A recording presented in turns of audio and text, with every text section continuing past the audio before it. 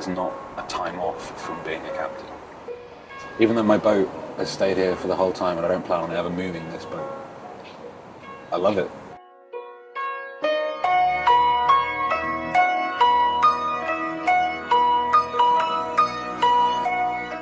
My sister and her partner went to Amsterdam, fell in love with canal boats, decided to buy a boat, and they bought a giant, huge tugboat in Kent, moved it to London. I stayed on that boat for 2 weeks, fell in love with the idea of living on boats myself, and then bought my own stupid giant boat.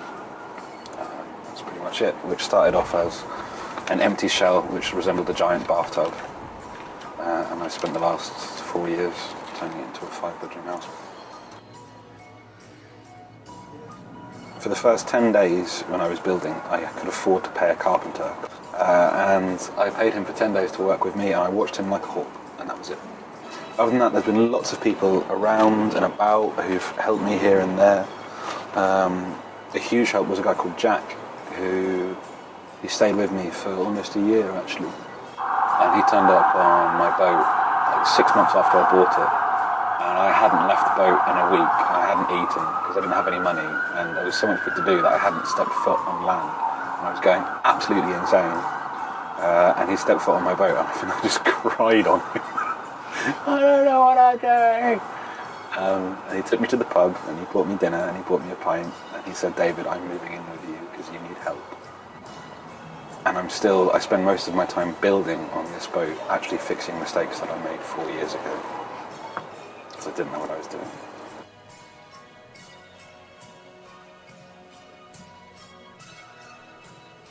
And then there's a very, very large deck where we will sit outside in the summer. Most of the time no one is inside during the summer because it's just far too nice to be out on deck on the water. And 3 double bedrooms and 2 little single rooms. I pay a mooring fee to a landlord who owns the land that I have to cross to get to my boat. And through that I have access to electricity and water. I chose and volunteered to pay council tax so that I could stay here, to make it very hard for me to be removed was the only goal. It used to be very, very different. Before we got hot running water, we just had a wood stove. And to have a bath, we just had this cast iron bath that was in the middle of the living room, behind a screen.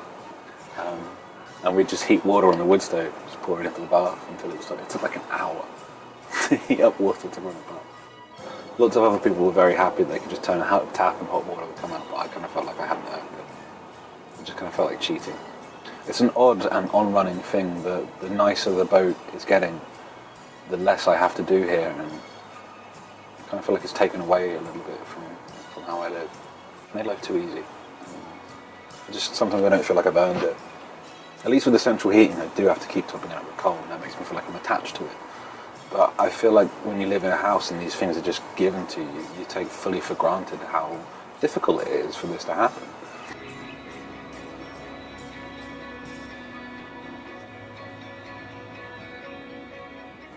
There are about 20 odd boats up and down the creek, some of whom people have been here for 30 years. Everyone knows each other, everyone gets along pretty well. Well, to get on board, you have to be judged. There's a vague audition process where potential tenants come and bring us beer, and we get drunk together and see how well we get along, because it's very important that whoever lives here is a friend, is someone that we care about. I'd never ever want to feel like I'm a landlord. I don't want that. I don't want to feel like I'm just renting rooms to anyone who could pay the most. I keep the rents very low for that reason, so that I can always pick and choose who I want to be staying on my boat.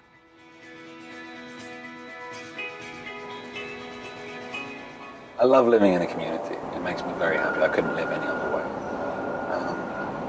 But I couldn't live on land either. So I do love boats. They float and they make me happy, and you can go places. It gives you a sense of freedom.